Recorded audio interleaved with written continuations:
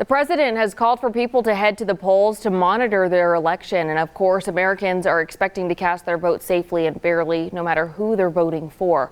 Our election reporter, Nicole Camarda, has more on what you need to do if you want to serve as an official poll watcher and the charges you can face if you interrupt others' voting process.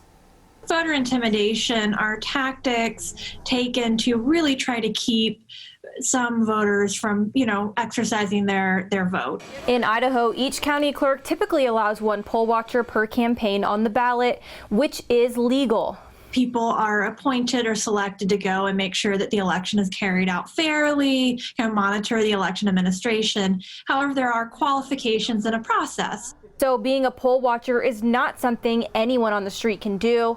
And if somebody tries to, they could be committing a felony charge by intimidating voters at the polls. There's both federal laws and state laws that prevent any sort of intimidation or anything that might make someone feel like they're supposed to either not vote or vote for a particular candidate or another, or not vote for a particular candidate or another at the polls. According to one of the many Idaho laws in place when it comes to voting on Election Day, a person cannot campaign at all within 100 feet of the polling location. It is also illegal to obstruct doors or prevent anyone from casting their vote. They do have a right to vote, and they have a right to vote without any sort of interference or intimidation.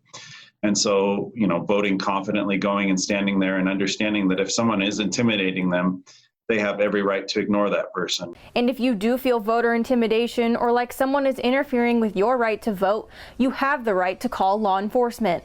I don't think anyone in Idaho really has anything to worry about when it comes to either intimidation or voter fraud.